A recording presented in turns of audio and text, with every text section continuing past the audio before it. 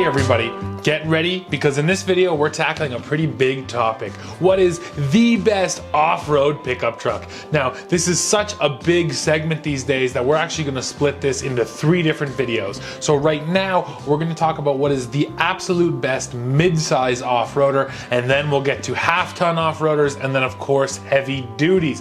But in this video coming up, we're going to talk mid-size. And you know what, guys? We take the approach a lot of the time of really looking at the numbers, comparing all the numbers, and then coming up with an overall winner. This video is going to be a little different too. I want to look at each specific truck and talk about what the pros and cons are of that truck. So we'll try to break down the entire segment where each one of the off-road packages really stands in relation to the other, and really try to talk through the intangibles, the stuff that won't show up on a spec sheet. Now, I have lots of experience in all of these trucks. We have tons of footage of these trucks in tons of different scenarios, off-roading in Colorado and here in Canada and all over North America. So you're going to see footage in this video from all over the place showing all these trucks. And right now, let's dive right into it and start talking about mid-size off-roaders.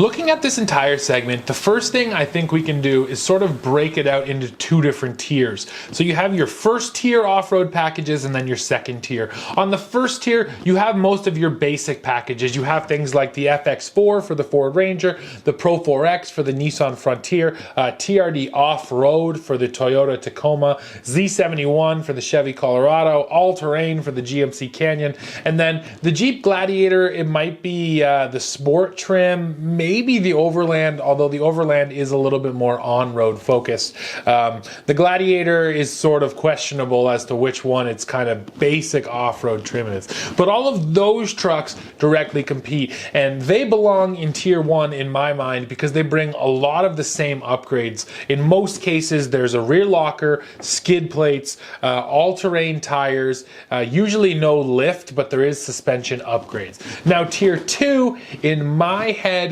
there's really only 3 trucks that play in tier 2 in the midsize. Those trucks are the Chevy Colorado ZR2 and the ZR2 Bison. We're going to combine those two. The Jeep Gladiator Rubicon, the top trim Gladiator, and then finally the Toyota Tacoma Trd Pro. In this segment, those 3 trucks really stand a step above because they get even more enhancements. You know, better suspension, you get a lift on all of those trucks, you get just more off-road goodies, you know, front lockers on 2 out of the 3 of them.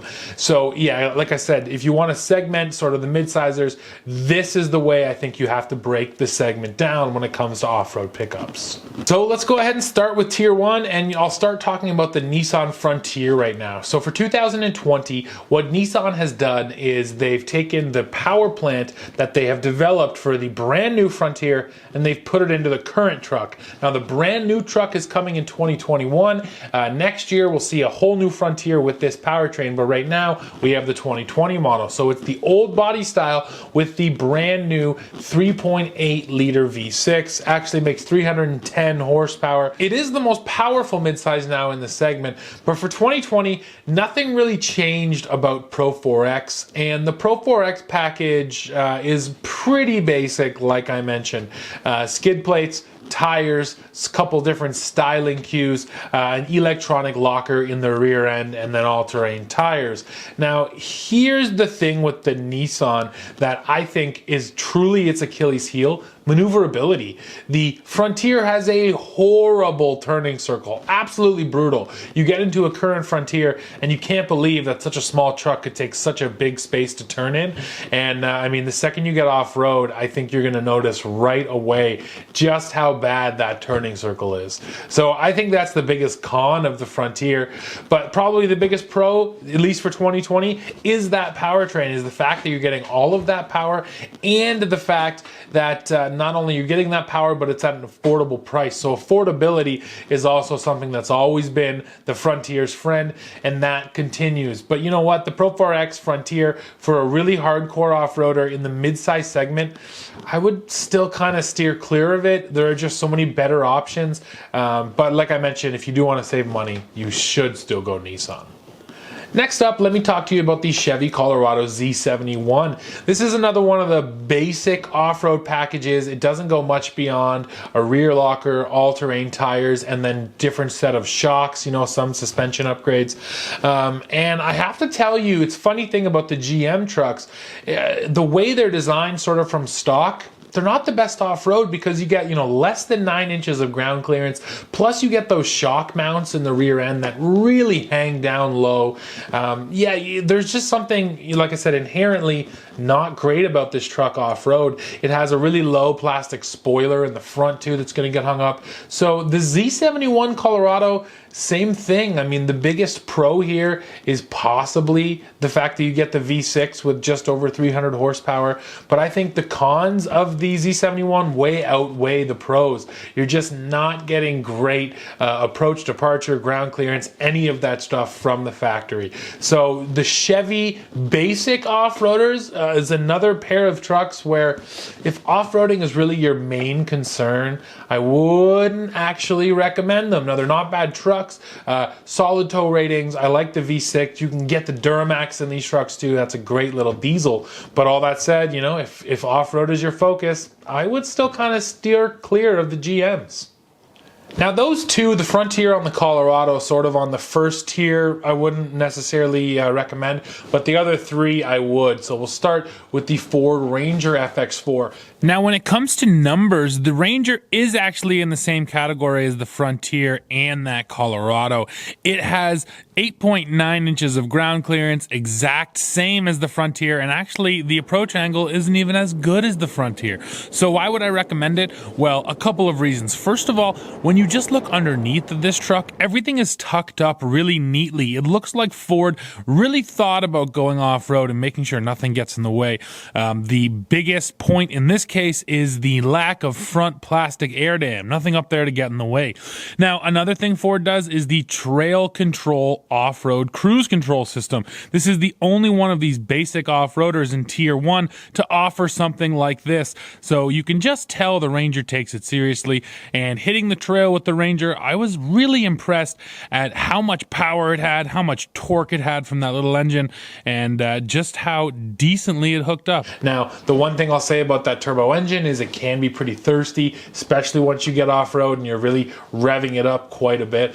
But the Ranger FX4 and these base packages is a really compelling option. It's the same story with the Toyota Tacoma TRD Off-Road. The TRD Off-Road gets much better suspension, that rear diff locker, and it really just takes things to a next level. Plus the Tacoma straight out of the box, great off-road numbers. So this truck is once again a formidable off-road machine without needing to go all the way up to that top tier of off-roaders. And the story continues to the Gladiator, but the Gladiator is a little different. So the Gladiator Sport is the base Gladiator trim, and you're really not getting a lot of off-road goodies, but because it's a Jeep, just like the other two trucks here, inherently it is designed with off-road in mind. So you're getting generous ground clearance, great approach and departure angles. Breakover, not so much. That's an issue with the Gladiator. We'll get back to that one too. But the numbers here are just so good that even the basic Sport Gladiator I would recommend as a mid-sizer for off-roading in this basic tier. Whereas, you know what, still there's two trucks here, the Frontier and the GM, where I just can't quite bring myself to do it. But we're talking best off-roaders, so that's my thoughts on that first tier. Now the second tier, the top three, the big dogs. Let's break them down. First, the Colorado ZR2. Now here's what's interesting, right? I told you I wouldn't recommend the Z71, but the ZR2, I'll recommend it all day long. The changes that Chevy makes, they totally reinvent this truck. The Multimatic DSSV shocks, absolute best of both world shocks that give you great ride on road, pretty firm, and then totally swallow up the whoops off-road.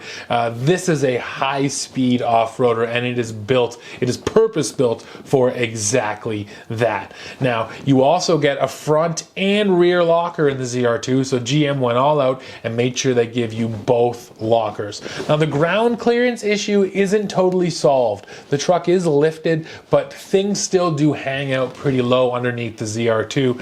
However, when you're doing 65 miles per hour down a rutted out out desert road, you do not care that the ground clearance isn't quite there. At high speeds, I don't think there is a better off-roader than the ZR2. So those are my pros and cons. Pro is high speed handling and control. The truck is so easy to control at high speeds, and it just makes you feel like an absolute hero. The cons, yeah, you still have those low shock mounts and you still don't get over 9 inches of ground clearance. So definitely the clearance on the Chevy is always something to think about. But once you add those lockers and the suspension, this thing really becomes formidable. Next, we have the Toyota Tacoma Trd Pro, and a lot like the ZR2, the Trd Pro is supposed to be a desert race truck. This thing is totally focused, like that Chevy, on going fast over whoops. Now, Toyota actually tapped Fox for its suspension, so the Trd Pro gets custom Fox suspension all the way around, along with a body lift as well. So much the same modifications that come to the Chevy, although the Toyota does not get that front locker. You can't get a front locker in this Trd Pro model, and that's something the Chevy will always have over the Toyota. However, the Toyota gets better clearance and better angles. So again, you have a bit of a toss-up here. You know, for going slow, for crawling and clearing things, the Tacoma is going to be a bit better. For high speed, the Colorado is the more confident truck, I would say, the more planted truck. The Tacoma, though, this is a funny difference. And again, this is what I'm talking about when I say this is never on a spec sheet. The Tacoma Trd Pro is almost more lively than the ZR2 to drive, and that's almost a good and bad. It's a compliment because this truck, it's just, you're really dialed in. The steering feels nice and tight in the Tacoma, and when you're going down the trail, the suspension is good, but you can overwhelm it, and that just means that the truck ends up kind of jumping and dancing around, so you're always driving it, and it's actually really fun because of that, because it's just this really sort of intense, exciting driving experience. But you know what, the Colorado, because the suspension, in my opinion, is better, because it's doing a better job at keeping things calm and smooth, that truck seems a lot easier to drive than the Tacoma. It's not as lively or exciting, but that's because it's just doing a better job of keeping itself, you know, quiet, and doing a better job at damping. So the Tacoma is a blast, don't get me wrong, but at high speeds, I'll still take the Colorado, because after a while, you want that sort of calm, relaxed feeling rather than the lively, jumpy feeling you get out of that Toyota. Now we have to talk about the Gladiator Rubicon, and I'll start off with sort of my general thoughts on this one. I do feel like the Gladiator Rubicon is sort of the Swiss Army knife of the mid-size off-road segment. It is the truck that is the best at the most number of things. Now, first of all, the thing you cannot get around with this Gladiator Rubicon are the numbers. I mean, over 11 inches of ground clearance, over 40 degrees of approach. You know, the numbers on this Jeep just blow everything else in the segment out of the water when it comes to off-roading. And, you know, it's a Jeep. Jeep goes specifically for this crowd, and they know exactly what to do to attract the off-roaders. Now, the other thing that this has is, of course, the locking differentials, but then also the disconnecting front sway bar. It's the only truck where you can unlock that front sway bar and make sure that you're getting maximum articulation out of it. Now, the pros are all there. The Rubicon, you know, amazing numbers, great off-road angles, good all-terrain tires. Another point there, the only truck here available with mud terrains right from the dealership. You can get the Gladiator Rubicon with a set of MTs. None of the other trucks here you can do that on. So all of that comes together to mean that, especially when you're rock crawling, the Rubicon is just a force. It's formidable. Very little slows it down. You get that really epic crawl ratio, you know, 4-to-1 low range ratio. So put this thing in low, and there's very little that it can't crawl over. But you know what? Here's the con, I think, to the Rubicon, just compared in this segment. It's not the high-speed off-roader that the ZR2 and the Trd Pro are. The Rubicon, the suspension is definitely going to treat you a little bit better than in a stock Jeep. If you take a rutted-out trail in a Rubicon, it's not going to beat you up that bad, especially compared to a Sport or an Overland. But you cannot take that same trail at the speeds that you would in the ZR2 or the TRD Pro. And I do think that's a fundamental difference, you know, sort of high speed off-road versus low speed off-road, rock crawling versus desert racing. And the rock crawling crew, you know, the Gladiator Rubicon really stands alone as really being focused on that crawling. So it comes down to exactly what you want to do with this truck. If you do go for the Gladiator, you're likely getting the most capable truck out of the bunch.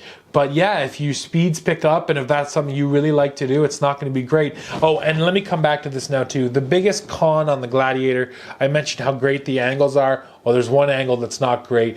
The breakover angle. The Gladiator has a very long wheelbase, longest wheelbase in the segment, so it just means that it'd be really easy to get this thing high centered. That's actually a reason why it's not great at rock crawling.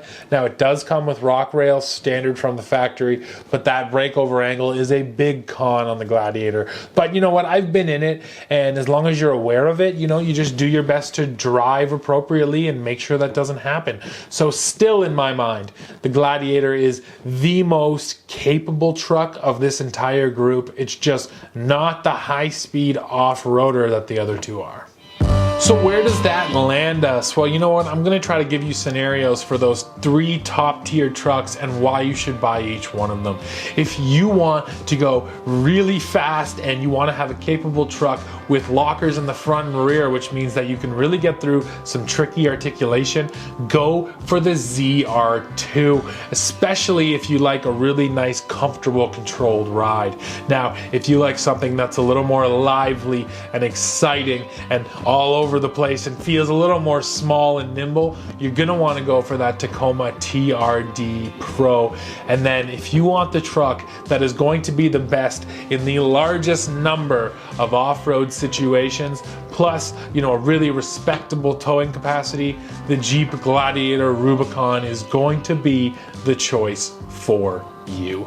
So guys, you know what? I think it's a great time to be into off-road trucks. There's more off-road packages than there really have ever been before, and we're going to keep on looking at them. Next, we'll talk half-ton trucks. We'll break those ones out into a couple different tiers and then look at what each one of these trucks delivers, and then we'll move on to HDs. So for now, that's it for this video. I'm staying home now. I hope you guys are all home and staying safe. I want you to go into the comments, weigh in, let me know what you think about all of these different mid-size off-roaders, and then as always, make sure you hit like, hit subscribe, and then come right back here to the channel for the latest news, views, and real-world reviews. See ya.